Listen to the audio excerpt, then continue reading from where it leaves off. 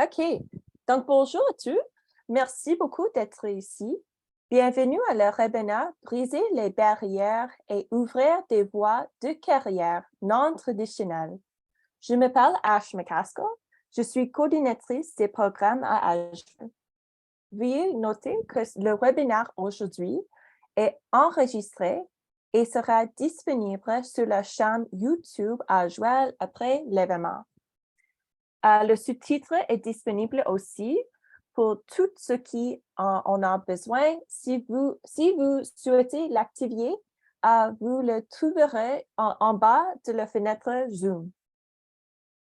Et aussi, à la fin de la présentation aujourd'hui, on va faire comme un Q&A.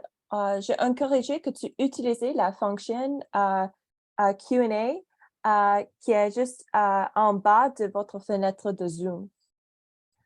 Permettez-moi de vous présenter notre présentateur d'aujourd'hui, qui sont tous membres du Consortium Santé numérique à l'Université de Montréal. Le Consortium Santé numérique, créé en printemps 2019, rassemble les différentes facultés, institutions et centres de recherche affiliés à l'Université de Montréal ayant un intérêt en santé numérique. L'idée de consortium santé numérique a été inspirée du plan d'action de l'Université de Montréal lancé en 2016 qui visait la création de laboratoires d'innovation. Ce laboratoire avait comme mission de déterminer des thématiques transversales à mettre en avant et à pérenniser la santé numérique et ainsi paru comme un domaine important pour l'ensemble des actrices et des acteurs. Donc, je vais présenter nos présenteurs aujourd'hui. Je vais commencer avec Kamran Afzali.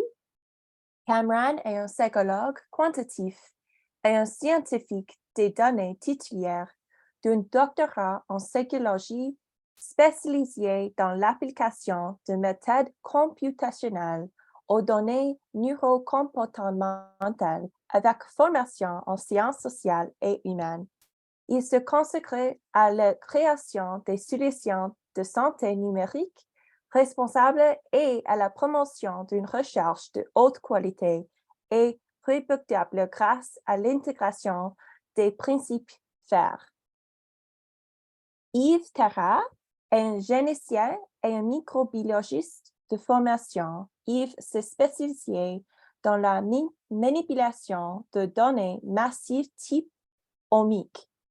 Il s'intéresse maintenant à tous les aspects techniques liés à la santé numérique, comme le développement d'algorithmes d'intelligence artificielle ou la gestion des données de recherche.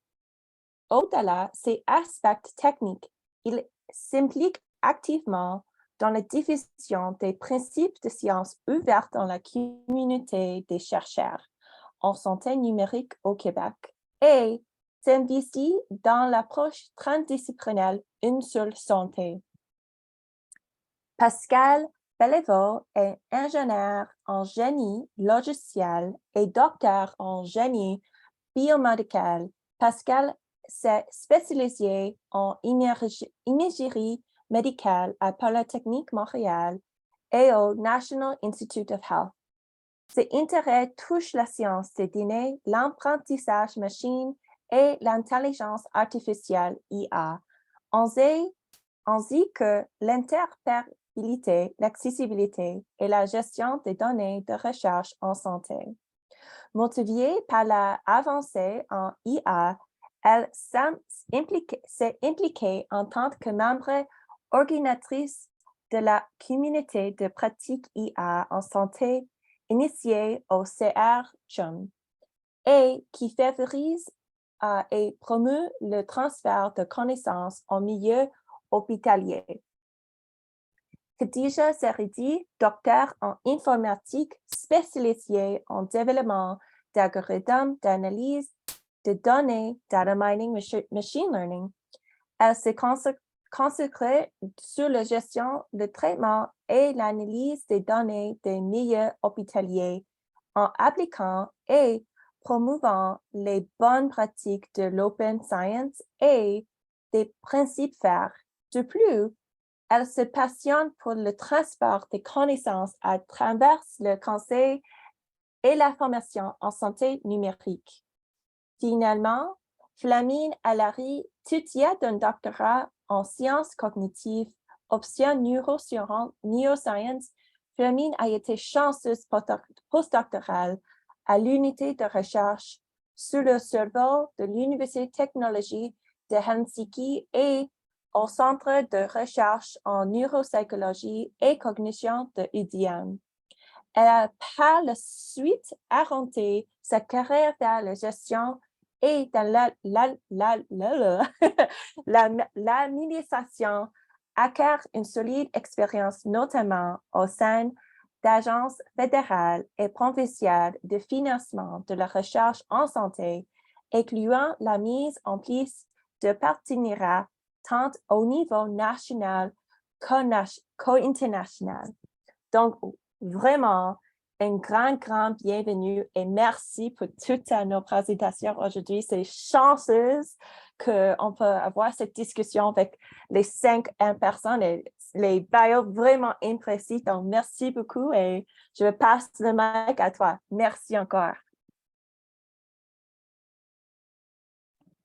Bonjour et merci Ash. Je vais commencer la présentation d'aujourd'hui à propos des carrières non traditionnelles dans le milieu académique. L'intitulé de notre présentation, c'est briser les barrières et ouvrir des voies des carrières non traditionnelles. Alors, comme H, elle a mentionné à propos du contexte du consortium de santé numérique à l'issue de l'initiative de laboratoire d'innovation qui a été pris par l'Université de Montréal en 2016. En fait, l'Université de Montréal a visé d'identifier et travailler sur les thématiques transversales. Une de ces thématiques, c'était santé numérique, qui a donné l'issue à la création du consortium santé numérique au printemps 2019. C'est quoi le consortium? Le consortium, c'est un rassemblement de 28 membres qui sont les facultés, écoles affiliées, établissements de santé, et qui ont tous un intérêt en commun, intérêt pour santé numérique. Même si la définition, ça peut être différent, l'intérêt, c'est partagé entre nos membres. On vise à propulser la recherche et la formation en santé numérique dans l'écosystème de l'Université de Montréal. Si vous regardez la liste plus détaillée de nos membres, vous pouvez voir les écoles comme École Polytechnique, HEC, Ivado, Mila, qui sont beaucoup plus de côté technique. Des facultés comme faculté de médecine, médecine dentaire, médecine vétérinaire, optométrie ou pharmacie, qui sont beaucoup plus dans l'aspect de santé, ainsi que des établissements de santé comme CHUM, CHU Sainte-Justine ou 3 CIUS du nord, l'est ou sud de l'île de Montréal qui sont dans l'implémentation des services de santé à l'île de Montréal. Ce qu'on fait au consortium, c'est de déployer une vision stratégique de la santé numérique. On vise à aider et soutenir le développement et déploiement des projets en santé numérique, de mobiliser le savoir, de partager des connaissances entre nos membres et pour augmenter l'agilité des programmes en santé numérique, faciliter la collaboration ainsi que le recrutement dans le domaine de santé numérique et enfin, pour informer les politiques publiques. Au sein du consortium, il y a une équipe de 4 spécialistes des données, équipe de soutien et conseil en santé numérique dont je fais partie, qui est au corps du consortium. Vous pouvez voir à droite notre offre de services qui va de évaluation et structuration des données, de déploiement des modèles en IA, formation, révision des documents scientifiques ainsi qu'analyse bibliométrique. On vise en fait à soutenir et à avancer les deux aspects de enseignement et recherche en santé numérique au sein de notre écosystème. Comme vous pouvez voir après, ça c'est les 4 membres de l'équipe de soutien de conseil, 4 conseillers avec 4 doctorats divergents et différents, comme Ash mentionnait, moi, mon background c'est en psychologie quantitative, Pascal en génie biomédical, Khadija en informatique et Yves en génétique. Même si on est divergents dans nos expertises, nous sommes convergents dans notre intérêt pour tout ce qui est santé numérique et aspect numérique de santé. Et aujourd'hui, nous sommes là avec notre avec notre directrice d'opération, Flamina Larry, de vous parler à propos de cet aspect non traditionnel ou des carrières non traditionnelles en académie.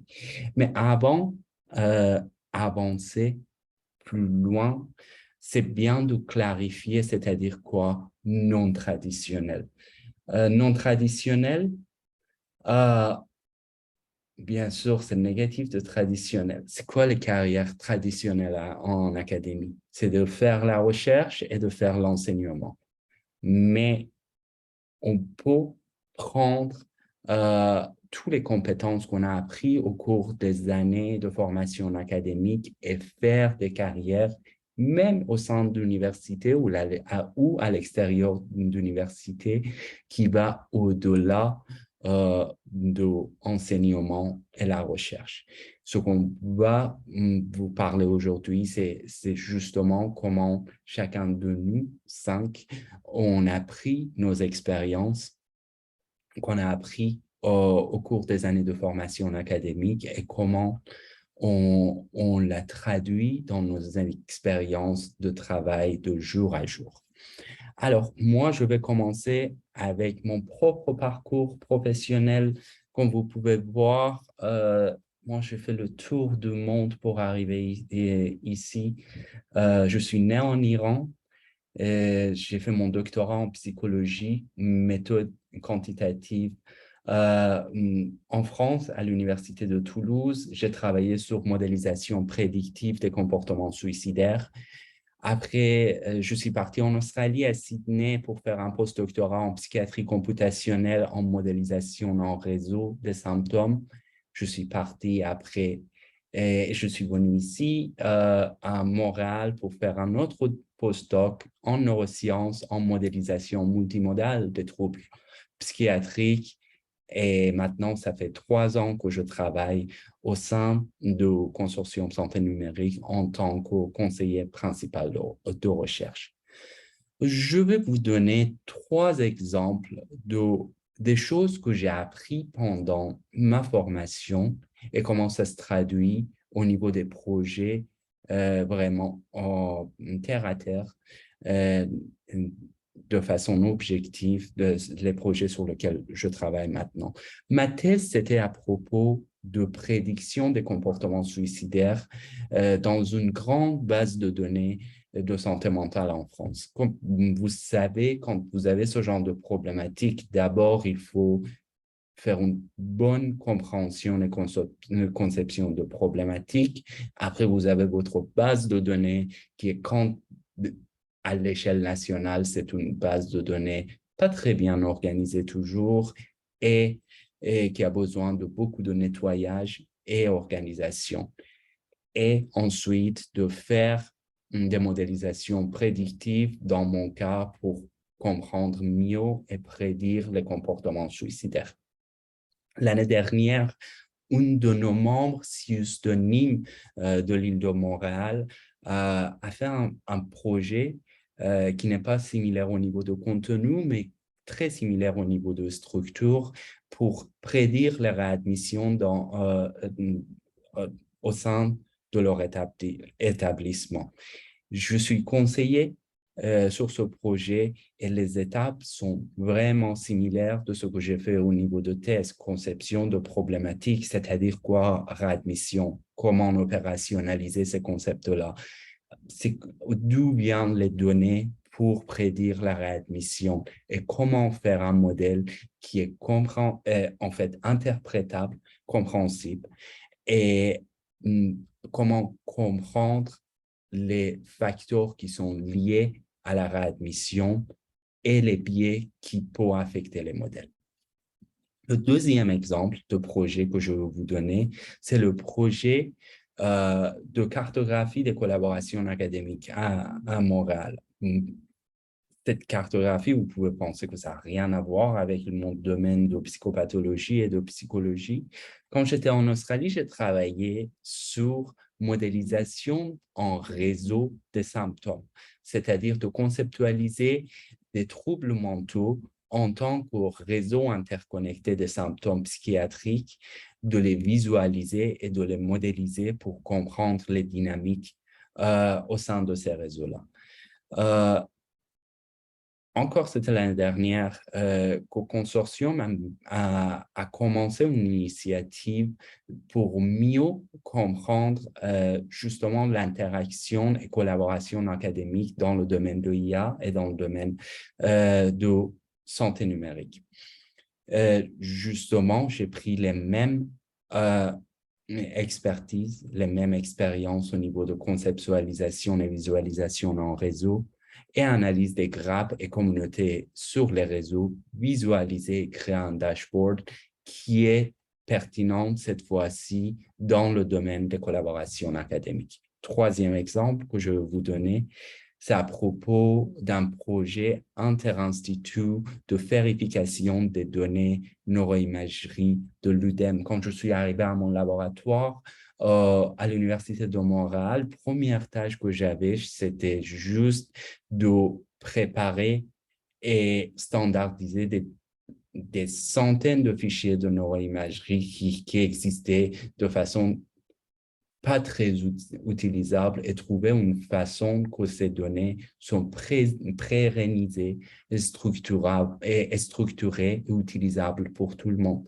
Justement, l'expérience et connaissance de gestion et analyse de données neuroimagerie que j'ai pris de ce projet, c'était utilisable justement dans le cadre de projets interinstitutionnels de vérification des données neuroimagerie.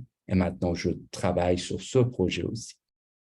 Ça, c'était 3 exemples de comment il y a un mapping 1 à 1 des expertises que j'ai gagnées au cours des années de formation académique et maintenant, je les utilise dans le cadre de mon travail de jour à jour. Ben, merci. Je passe la parole à ma collègue Pascal Béliveau. Merci. Merci, Kamran. Donc, moi, je suis conseillère principale recherche en sciences des données comme Kamran et toute l'équipe. Peut-être que tu peux encore peser parce qu'il manque du texte qui devrait apparaître. Donc, notre équipe est en conseil à tout l'écosystème de l'Université de Montréal. Et puis, on a la chance d'être en contact avec des domaines variés. Puis, il y a des professionnels qui nous approchent avec des projets à plusieurs niveaux d'avancement. Donc, le poste que j'ai actuellement, je trouve que c'est des beaux défis. Je l'apprécie beaucoup. Je peux vous donner un exemple d'implication projet. Le projet Brilliant, c'est un projet sur lequel toute l'équipe est impliquée. Ça se passe au Centre de recherche interdisciplinaire en réadaptation de Montréal. Pour citer le texte du CRIR, la vision du programme de réadaptation Brilliant est d'optimiser la mobilité des personnes atteintes de lésions cérébrales acquises tout au long de leur vie. Et notre équipe était en consultation pour eux en ce qui concerne l'accès aux données. Donc, c'est un projet Brilliant qui regroupe plusieurs institutions. Il y a l'Université de Montréal et il y a aussi McGill. Et le CRIR est réparti sur plusieurs centres. C'est une association de CIS et de CIUS, qui sont des centres de santé et de services sociaux. Donc, on devait consulter avec eux pour la création d'un lac de données. Et c'était un défi justement parce que les données étaient réparties sur tous ces centres-là. Et à ce moment-là, c'est la direction du consortium qui s'est impliquée pour essayer de voir comment on pouvait centraliser ces données, donc qui a pris en charge le projet. Mais ce que j'ai apprécié, c'est qu'on a été en contact avec un projet où on a vu les limites et les contraintes de la création d'un lac de données en milieu de santé et services de soins. On a aussi fait une consultation dans le même cadre de ce projet-là pour la soumission que des fournisseurs avaient fait concernant la mise en place de logiciels. Donc, dans les projets dans lesquels on est impliqué, il y a des connaissances générales que j'acquiers même maintenant au niveau technique, au niveau de la gestion des données, au niveau des réglementations et des lois, mais il y a aussi des compétences que j'avais acquises au préalable dans mes formations. Donc, la prochaine.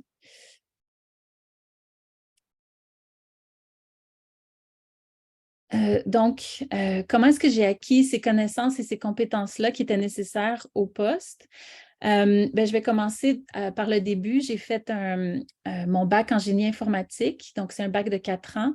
Ce que j'ai aimé dans le génie, c'est que ce n'était pas seulement une formation qui était technique, il y a aussi, ça va au-delà de la formation technique. Donc, en gestion de projet, on développe des compétences qui sont précises pour l'ingénieur.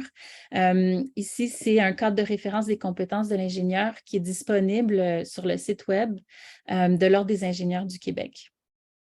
Après ma formation, j'ai été aux études supérieures et là, j'ai fait ma maîtrise, mon doctorat et mon postdoctorat à Polytechnique.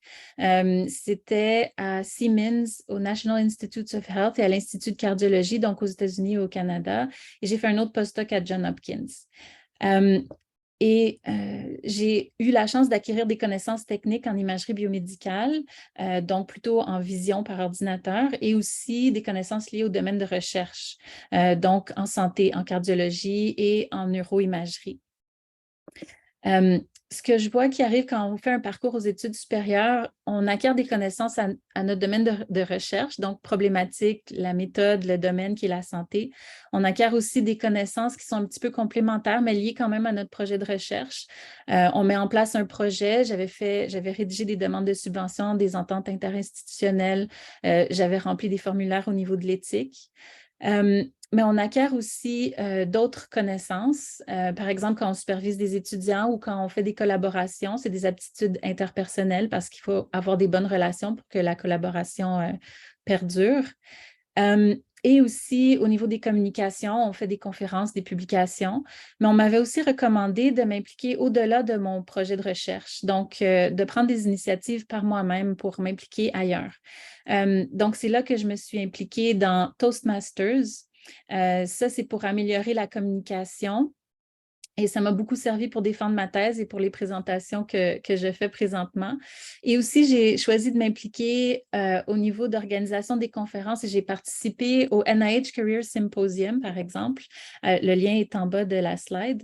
Et aussi, j'ai organisé un panel de discussion et ça m'a permis d'aller chercher d'autres compétences comme des aptitudes organisationnelles, approfondir des collaborations et aussi, surtout, le travail en équipe.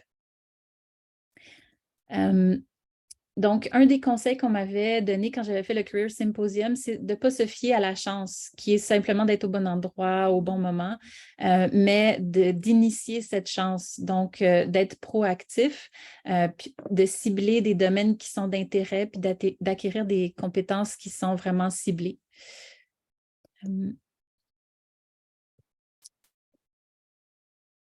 Je continue d'appliquer ça dans ma carrière présentement, entre autres en m'impliquant dans la communauté de pratique IA en santé. Quand ils ont dit en fait qu'ils cherchaient des participants pour être des membres organisateurs,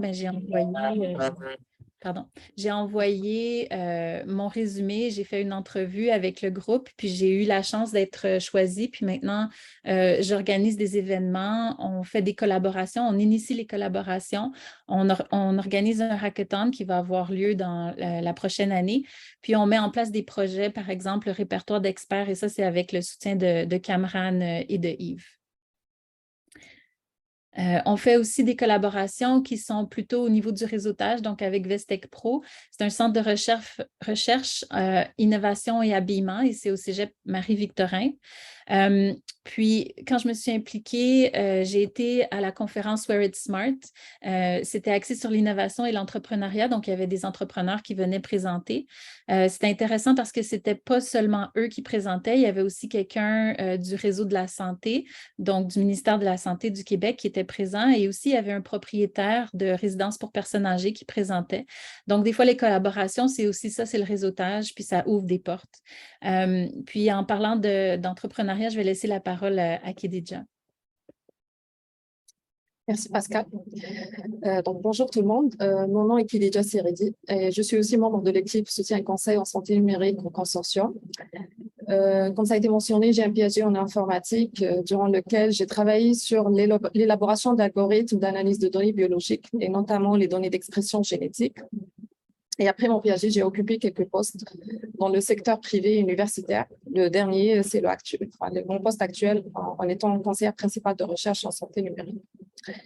Donc, mes collègues, Kamran, Pascal et par la suite Yves, vont passer à travers plusieurs aspects de notre rôle au consortium, qui sont des tâches à la fois similaires, mais assez variées et complémentaires, vraiment à l'image de nos profils.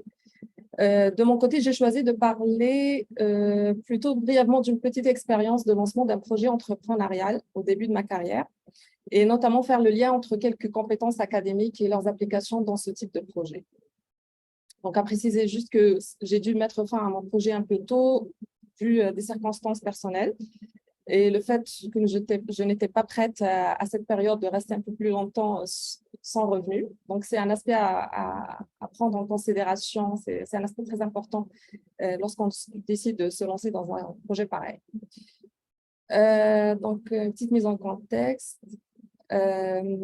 Donc, le projet concernait une application mobile avec une version web destinée à assister les professionnels de santé dans leur suivi des patients en réadaptation. Donc, ça concerne notamment les suivis lorsque le traitement consiste à pratiquer des exercices à la maison, comme c'est le cas par exemple en orthophonie. Donc, dans ce type de prise en charge, une bonne partie des séances est consacrée au retour sur ce que le patient a pu expérimenter entre les séances, ce qui n'est pas la meilleure façon d'exploiter ce temps précieux, sans parler de manque de précision et de l'information lors de la transmission de l'information et surtout la perte de la donnée. Donc, c'était ça le contexte dans lequel j'ai eu cette idée. Slide suivante. Donc, pourquoi se lancer dans un projet pareil? Donc, selon les personnes, on peut avoir plusieurs raisons. Personnellement, il y avait deux principales, il y en a plusieurs, mais les deux principales étaient de vraiment vouloir concrétiser une idée qui allait avoir un impact direct dans le quotidien des patients et des professionnels de la santé. Et puis aussi, c'était l'occasion de mettre en pratique mes compétences, tester mes limites et pousser ses limites. Donc là, et dans un ordre pseudo-chronologique qui correspond un peu aux étapes de développement. Donc, j'ai pris les principales compétences mobilisées et mises à l'épreuve tout au long de cette expérience. Donc, commençons par la capacité à identifier des problématiques et des besoins en bien décortiquant la situation. Donc, si je prends mon exemple, donc, dans ce contexte, et en démarrant d'un problème de manque de rendez-vous qui peut être facilement attribué au manque de personnel, on peut voir en bien analysant la situation qu'il y a aussi un problème de gestion de temps qui se passe sur deux niveaux. Donc, au niveau de la gestion du temps de la séance, mais aussi au niveau de la gestion des patients, étant donné que les traitements n'étaient pas assez personnalisés. Donc, il fallait ajuster les traitements au fur et à mesure. Donc là, c'est important d'avoir l'habilité de bien pointer le problème. Donc, une fois que le problème est identifié, on doit faire appel à nos compétences, à proposer une solution innovante et adaptée, qui devrait commencer par voir déjà ce qui se passe ailleurs dans des domaines similaires. Et dans ce cas-là, par exemple, plus d'informer, de former les patients pour bien communiquer avec les professionnels. Donc, c'est une mesure qui a été déjà mise en place par les professionnels de la santé. Il fallait aussi penser à outiller ces patients et à faire appel à la technologie pour mieux les assister. Ensuite vient l'étape de l'élaboration d'un prototype fonctionnel. Encore ici, une compétence qu'on doit définir ou à défaut la développer, en sachant qu'on peut aussi faire appel à une autre personne, mais pour ceux qui sont concernés, c'est l'occasion de mettre en pratique et à développer cette compétence. Une autre compétence aussi, c'est celle de pouvoir communiquer d'une façon claire et convaincante avec les différentes parties prenantes. Ça peut être une première fois de devoir communiquer avec des personnes avec un profil différent. Contrairement à notre expérience académique, ça va dépendre des projets sur lesquels on a travaillé, est-ce que c'était interdisciplinaire ou pas. Mais il faut savoir adapter notre discours et aussi être à l'écoute de ce que les concernés ou les parties prenantes nous communiquent. Il y a aussi un aspect très important qui concerne la rédaction de demandes de financement après avoir identifié des sources intéressantes. Et bien sûr, la gestion de projet qui va tout au long de notre projet. Donc, malgré le fait que le projet n'ait pas abouti, cette expérience a eu un impact extrêmement positif sur ma carrière. Donc, elle m'a offert l'opportunité de sortir de ma zone de confort et de me confronter à des défis stimulants. Ça m'a également permis de mieux connaître mes limites et de travailler activement à les corriger. Et puis, ça m'a ouvert aussi les portes d'un domaine d'application passionnant, à savoir la santé numérique. Et mon rôle actuel est justement lié à cette discipline, ce qui me permet de m'investir pleinement dans un domaine qui me passionne. Donc, c'était ça pour moi et je passe la parole à Yves.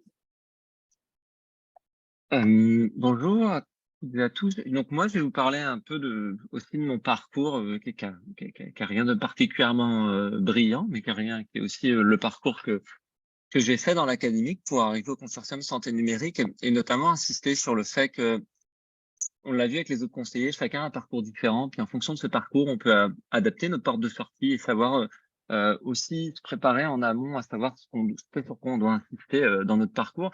Moi, la caractéristique de mon parcours professionnel, c'est que j'ai travaillé en tant que biologiste sur des organismes aussi différents que des crabes, des serpents, des plantes, des champignons, le choléra, le microbiome humain, celui de la chauve-souris ou encore les algues.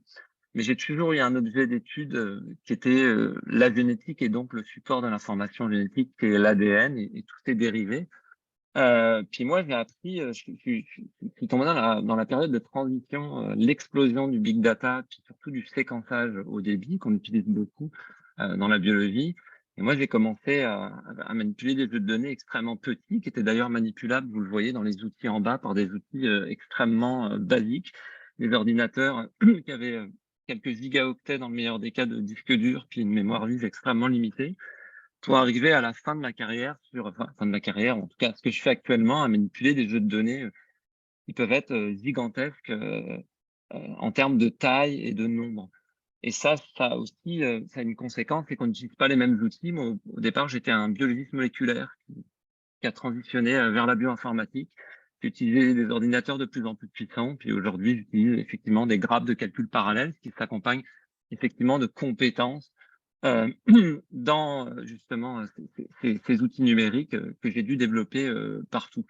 Et ça m'est typiquement servi aujourd'hui au consortium santé numérique parce que j'ai des thématiques particulières, notamment la thématique Une seule santé. Vous connaissez peut-être ce concept, le concept Une seule santé, c'est un concept qui est développé maintenant pour dire que la santé humaine, elle est très dépendante de la santé de notre environnement. On le voit avec le réchauffement climatique. Elle est très dépendante de la santé des animaux qui peuvent nous transmettre des maladies, etc. Donc, il faut penser la santé dans un cadre environnemental et de santé animale pour essayer de lutter contre certains des fléaux qui sont aujourd'hui auxquels l'humanité fait face, qui peuvent être des épidémies, les changements climatiques, la santé en milieu urbain, de quelle façon on est exposé justement à ces différents aspects, qui m'amène à collaborer étroitement, presque tous les jours, avec l'initiative Une seule santé de l'Université de Montréal. Puis cette initiative Une seule santé, elle est particulièrement intéressante parce elle essaie de faire dialoguer plein de personnels différents, des gens de la faculté de médecine vétérinaire,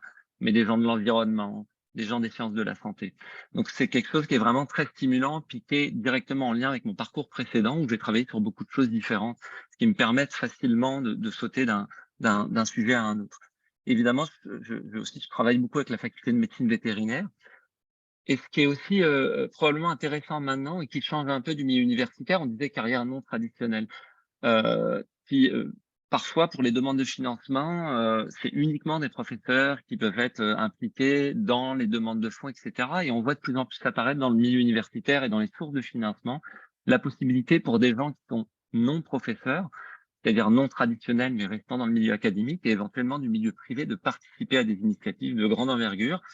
Donc moi, j'ai eu la chance d'être dans le core team d'une chaire de recherche d'excellence en santé urbaine qui va se développer à l'Université de Montréal. Et je côtoie en fait un groupe de professeurs. Donc ça veut dire qu'on peut on peut accéder à peu près à ce que je faisais avant, mais en étant pas nécessairement professeur, en ayant développé ses compétences techniques. Et aussi, donc je vais être je suis leader d'une activité qui a été proposée au réseau FRQS de résistance aux antibiotiques, justement pour les raisons que j'évoquais précédemment. Donc ça, c'est une utilisation qui veut dire que tout ce que j'ai développé avant, à travers différents parcours, qui peuvent parfois, l'extérieur manquer de cohérence, mais c'est ma façon d'être et c'est ma façon d'avoir pensé, pas nécessairement pensé, mais d'avoir fait ce parcours-là qui est aujourd'hui très utile. On parlait avec Cameron du réseau de cartographie. La cartographie des compétences qu'on est en train de mettre en place au consortium santé numérique, il m'a été directement inspiré en fait, des réseaux de protéines, de toxines de serpents que je faisais avant. Donc ça, c'est sur la gauche, vous avez un chapitre de livre que j'ai rédigé avec des collègues. Puis je faisais ces réseaux-là. Puis au fur et à mesure des années, j'ai travaillé un peu plus sur la bibliographie. Puis ça nous a fait penser après, longtemps après, donc maintenant au consortium santé numérique, presque, je pense, 10 ou 11 ans après, à pouvoir représenter ça de cette manière-là et à pouvoir le proposer à la communauté scientifique. Ensuite, je voudrais juste parler un peu de la transition, parce que on peut parler d'une transition. Dans mon cas, quand je suis arrivé au consortium santé numérique, j'avais pas eu l'impression d'avoir une transition, de sortir du milieu académique, puis de de commencer une nouvelle vie en dehors de l'académie. Pour moi, c'était une sorte de continuum. Mais ayant passé ma thèse en 2008, j'ai vu beaucoup d'expériences autour de moi, des gens qui avaient un peu cette angoisse de sortir du postdoc, de la thèse, puis d'atterrir dans le milieu industriel, dans une autre forme, en tout cas de ne pas être professeur.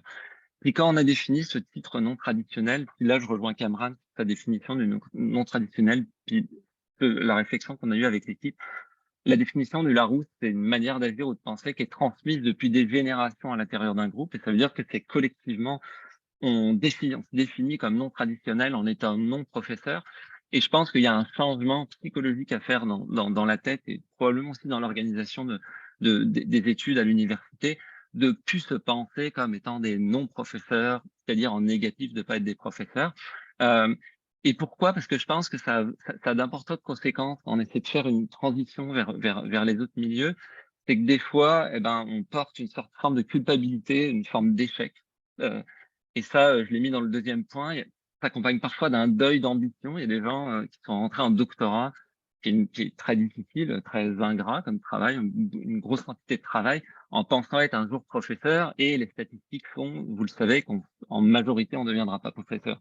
Donc, je pense que c'est intéressant de changer son état d'esprit et de voir tout le positif de ce qu'on a développé, justement, pour accompagner cette transition.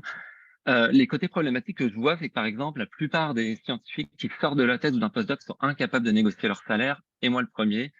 Je vais rentrer, je vais trouver un sujet hyper intéressant, et des fois, ça paraît un peu vulgaire de parler d'argent, mais je pense que c'est important de parler des conditions matérielles, comme des conditions, quel temps on doit consacrer à son travail, quel temps on veut consacrer à son travail, et ça en sortant de la thèse ou du postdoc, où il y a cette notion de passion, cette notion de travail, cette notion un peu d'abnégation. Je pense que ça a changé dans son esprit pour essayer de faire mieux cette transition et de mieux la négocier. Et c'est quelque chose d'important. Et puis aussi, effectivement, et ça mes collègues l'ont tous dit, majoritairement dans vos cursus, c'est les compétences techniques qui vont chercher. On va aller chercher un spécialiste de la cancéro, un spécialiste de l'immunologie, un spécialiste de l'analyse informatique, de la psychologie computationnelle, etc., etc. Et c'est souvent, majoritairement, les gens autour de moi, ils ont trouvé avec une compétence technique qu'ils ont développée. Donc, c'est important de la mettre en évidence et de l'entretenir pendant vos parcours. Mais tout le monde a insisté également, mes collègues, sur l'aspect, la curiosité, l'esprit de synthèse, l'analyse bibliographique et l'autonomie aussi. parce que souvent, les postes auxquels vous allez postuler vont demander une autonomie, même s'il y a évidemment un travail en équipe, d'être autonome sur ces sujets-là. Et ça, je pense que tout le monde l'a développé pendant sa thèse. Donc, c'est vraiment à mettre en avant. Et j'insiste, le dernier point, c'est lorsqu'on peut partager l'expérience. Je suis extrêmement content qu'on ait pu partager aujourd'hui nos expériences qui, vous l'avez vu, sont toutes différentes, notre façon d'aborder. On ne s'est pas vraiment concerté, on a mis nos expériences comme ça. Et d'en parler, si on le peut, c'est difficile, ça peut être difficile de parler en public, mais d'en parler à la fois de façon informelle quand vous êtes en petit groupe ou en gros groupe, mais c'est très important parce que ça permet un peu de démystifier cette espèce de transition qui est parfois imaginée comme douloureuse, alors que elle l'est pas du tout, je pense, pour la majorité des gens que je connais. Et je vais passer la parole à Flamine. Merci Yves, bonjour à toutes et à tous. Vous avez entendu de très beaux exemples de transfert de compétences, de carrières intéressantes, stimulantes. Et moi, j'ai réorienté ma carrière il y a plus de 15 ans de façon totalement volontaire vers la gestion et l'administration de la recherche. Donc, j'ai quand même une longue expérience en dehors du milieu académique. Et ce que je souhaitais faire pour clore ce webinaire, c'est de partager quelques informations et des pistes de réflexion aussi pour vous, pour pouvoir envisager votre avenir professionnel peut-être, avec quelques éléments de pistes d'action qui pourraient faciliter vos choix pour votre avenir professionnel. Et comme l'ont dit Yves, Pascal, Khadija, Kamran, il n'existe pas une seule voie. Il n'existe pas une seule voie, par exemple, pour faire une maîtrise, un doctorat, un postdoctorat. Vous pouvez très bien choisir de faire une maîtrise et de vous arrêter là en allant chercher, par exemple, un 2SS en gestion de la santé. Tout est important. Ce qui est important, ce que je voulais dire plutôt, ce qui est important, c'est que vous ayez en tête et à l'esprit que ce que vous souhaitez, c'est avoir une carrière intéressante, satisfaisante, et qu'il n'y a pas une seule voie pour y arriver. Et les opportunités après une formation universitaire sont multiples. On n'a parfois pas conscience de ça quand on est à l'université. On est un petit peu dans sa bulle, donc ce n'est pas évident toujours de savoir ce qui se passe à l'extérieur. Mais des formations académiques universitaires sont très recherchées dans des organismes gouvernementaux, dans des organisations à but non lucratif, dans le journalisme, dans l'industrie. À l'université, il existe aussi des postes de gestionnaire, donc qui sont différents de ce qui est traditionnellement proposé aux étudiants à la maîtrise, au doctorat ou au postdoc. Et puis, bien sûr, comme Khadija nous disait, il y a l'entrepreneuriat. Et puis, il existe la justice, les systèmes de santé, etc. Finalement, toutes les compétences acquises vont pouvoir se transférer dans un domaine d'activité qui peut être très différent de votre domaine d'intérêt de base. Et diapo suivante, s'il te plaît, Yves. Ce qui est très difficile, en fait, quand on est pris dans ces études, c'est de savoir par où commencer. Alors, peut-être une suggestion, ça sera tout d'abord d'identifier vos compétences, puis on en parlera un peu plus tard. Quels sont vos intérêts? Est-ce qu'il y a une cause qui vous tient à cœur? Quelles sont vos valeurs? Parce que peut-être que face à certains employeurs, vos valeurs seront en conflit. C'est important de savoir ce que vous désirez. Par exemple, vous voulez peut-être avoir une implication avec un impact positif pour la société. Alors, ça peut aussi vous permettre d'orienter vos choix et de formation et de carrière. Diapositive suivante, s'il te plaît. Aussi, et je crois que ça a transparu dans les 4 présentations précédentes, il faut se préparer à toutes les options de carrière, à travailler dans des domaines parfois très différents de ceux dans lesquels on a été formé. Et ça demande un travail quand même. Ça demande avoir un état d'esprit qui soit suffisamment ouvert pour envisager ces options de carrière. Ça prend aussi d'être capable de discuter avec un employeur et de lui présenter vos compétences de manière intelligible. Aux études, on est très occupé, on apprend beaucoup. Parfois, on a l'impression qu'on n'a pas assez de 24 heures dans une journée. Malgré tout, il faut continuer à aller renforcer ou acquérir de nouvelles compétences. Je crois que ça aussi, ça a transparu dans les présentations. Très important de construire son réseau, engager le dialogue avec vos pairs, étudiants, avec les profs, avec les personnes que vous rencontrez. C'est comme ça que vous allez construire votre réseau. Et puis surtout, gardez en tête qu'il faut être adaptable, que vous allez devoir apprendre de nouvelles cultures, de nouvelles valeurs organisationnelles, mais que vous pourrez y trouver votre place. Prochaine diapo, merci. Alors, pour vous aider à identifier vos compétences transversales, une façon de faire, ça peut être de commencer à tout simplement lister vos activités quotidiennes. Et puis, je sais, vous êtes très occupés, mais ça vaut la peine de se retrouver en groupe avec quelques amis, avec des étudiants, puis d'échanger en se disant, OK, alors voilà, qu'est-ce que je fais vraiment dans ma journée de travail? Eh bien, je fais de la recherche, je fais de l'enseignement, j'écris, je fais de la coordination, etc. Ce ne sont que des exemples hein, sur cette diapositive, il y en a bien d'autres. Et à travers tout ce que vous faites dans vos journées de travail, qu'est-ce que vous aimez?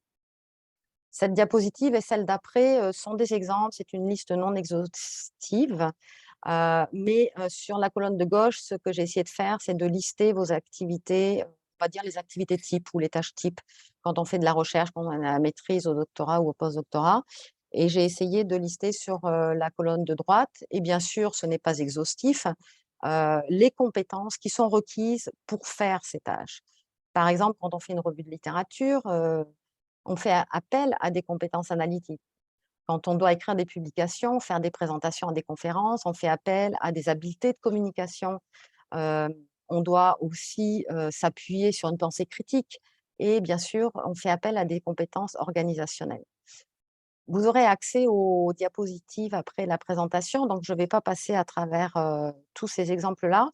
Mais encore une fois, essayez de vous regrouper, avec des amis, même à un lunch, discuter de ce que vous faites dans votre journée et en quoi vous pouvez, le traduire en termes de compétences. Parce que quand vous aurez, à passer des entretiens, quand vous aurez à parler avec des employeurs, il faut qu'ils puissent comprendre ce que vous faisiez et simplement lui dire une liste de tâches peut ne pas évoquer, grand-chose, pour, ce futur employeur que vous avez en face de lui.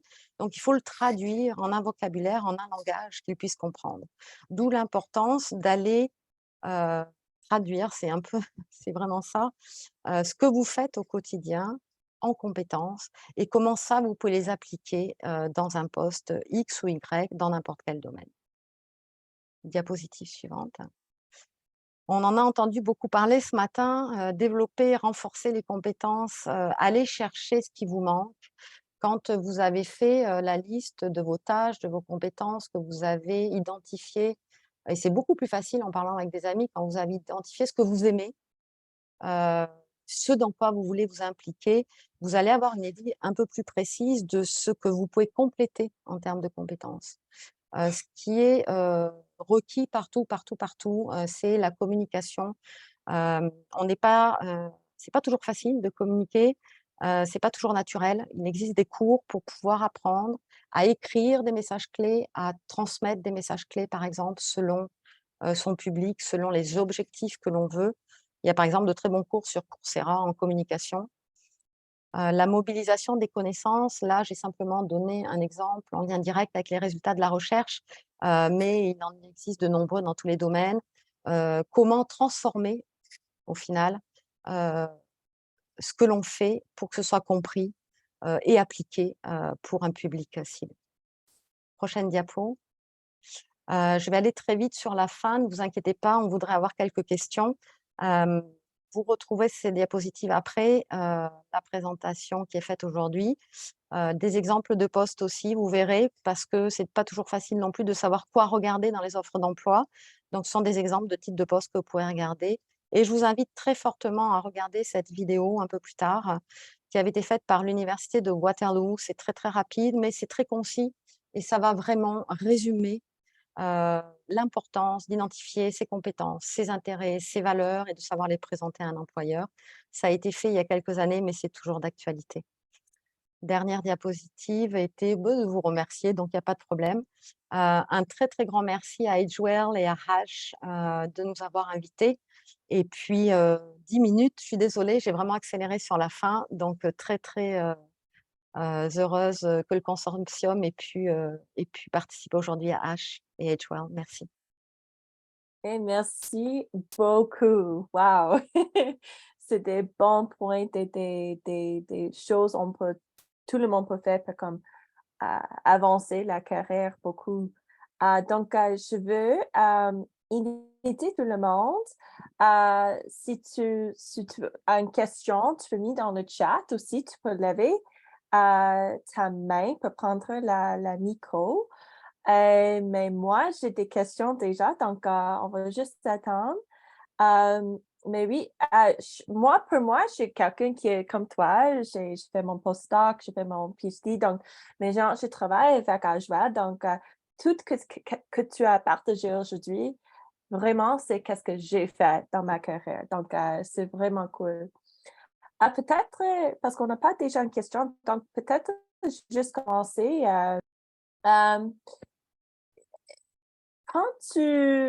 Pour moi, comme j'échange mon sujet, un peu mon domaine, un peu pour mon carrière, donc, quel conseil donneriez-vous à quelqu'un qui a l'impression de devoir changer de domaine académique pour trouver des opportunités d'emploi?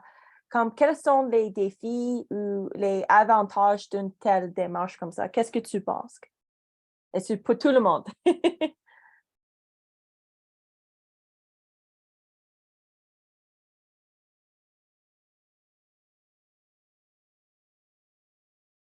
Je crois qu'on est tous en train de digérer la question.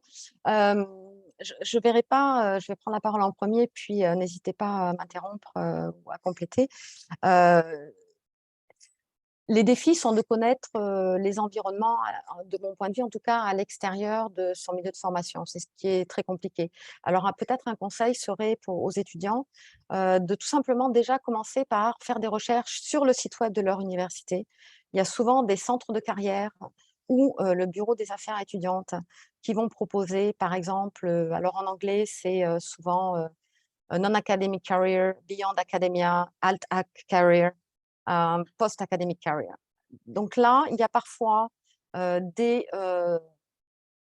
coachings qui sont vraiment proposés aux étudiants et ils vont être pris par la main pour pouvoir évoluer en dehors d'un milieu très traditionnel académique, mais qui ne les empêche pas d'y revenir plus tard. Il ne faut pas oublier non plus qu'on peut très bien aller travailler, par exemple, dans une industrie et puis revenir après au milieu académique. Il n'y a jamais vraiment rien qui est, comment dirais-je, dans une seule direction. Donc, première chose peut-être, regarder ce que son université propose en termes de soutien et de formation complémentaire. S'il n'y a rien dans les universités, parce que toutes ne sont pas à jour là-dessus malheureusement, regardez les meilleures universités au Canada et regardez ce qu'eux proposent. Il y aura des ressources et des manières de faire en groupe ou individuellement pour pouvoir ouvrir les portes. Moi, je peux rajouter, quand j'ai terminé mon doctorat, en fait, moi, j'ai trouvé que c'était un défi juste d'être au courant des postes qui étaient disponibles, à part d'être un chercheur scientifique en compagnie, par exemple.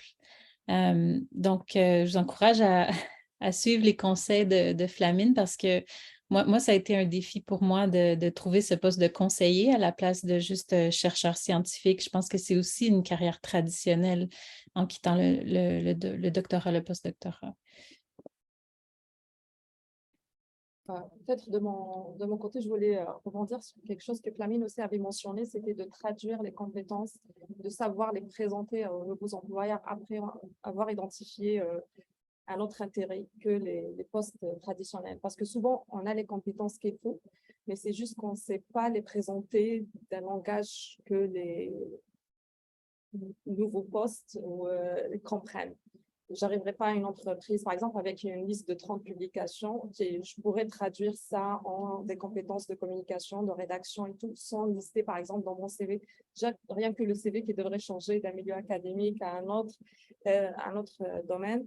Donc, tous ces détails-là sont importants aussi quand on décide d'aller vers un milieu qui est différent de milieu académique. Merci beaucoup. On a une question dans le chat. Maxime demandait merci pour ces présentations. Je veux savoir s'il y avait été facile pour les intervenants de faire leur transition entre les différents postes. Sont-ils passés d'un projet à l'autre ou y a-t-il des périodes de vide et de réflexion entre les projets? Wow! C'est une bonne question, grosse question, mais c'est une bonne question. Je vais passer le mic à nos présentateurs.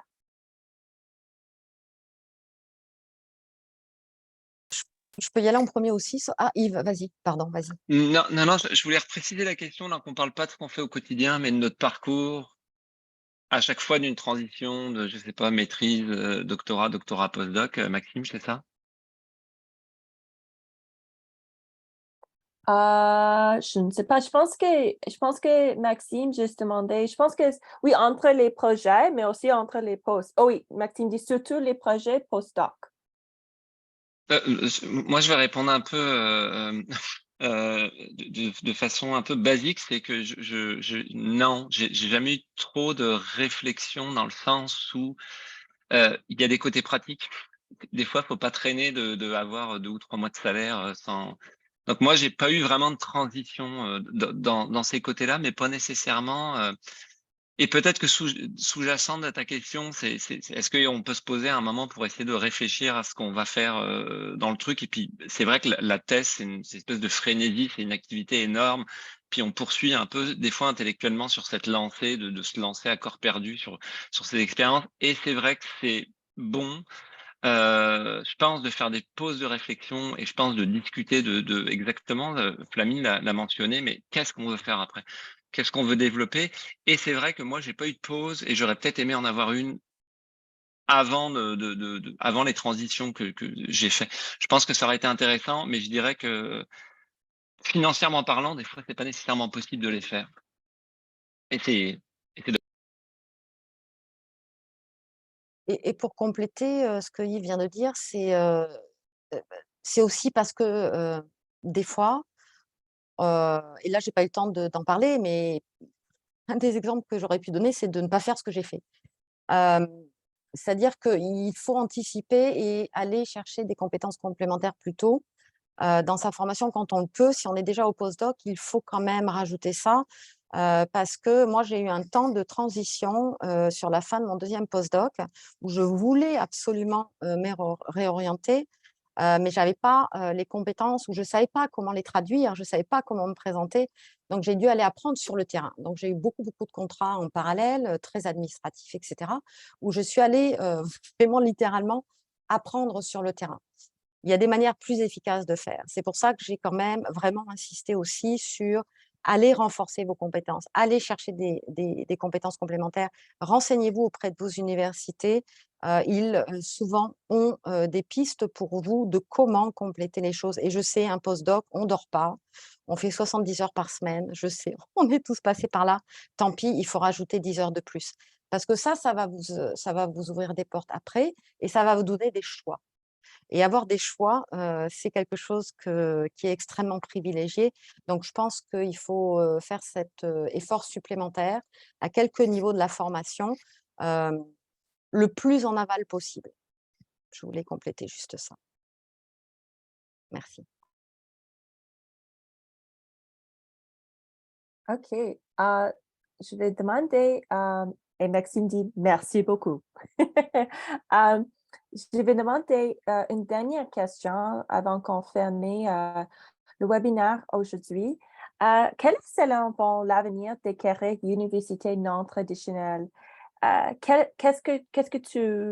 sont vos espoirs pour ça? Dans quel sens l'espoir?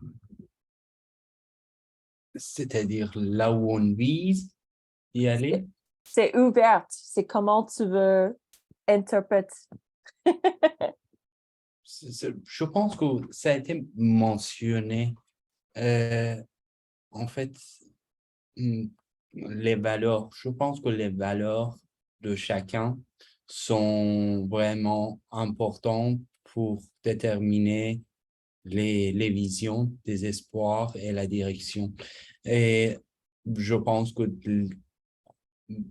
pour les personnes qui ont suivi un doctorat et des postdoctorats, surtout curiosité et cette attirance pour savoir, ça reste dans leur carrière, mais des gens, ils peuvent être motivés par des choses additionnelles comme par exemple bien public, du coup se mettre dans les organisations publiques, dans les organisations gouvernementales ou des gens qui sont plus motivés par l'avancée de technologie, du coup, se mettre plus dans l'aspect industriel. Je pense qu'il y a des valeurs qui sont partagées quand tu fais un doctorat, mais il y a des valeurs spécifiques de chacun qui peuvent déterminer les visions de chaque personne.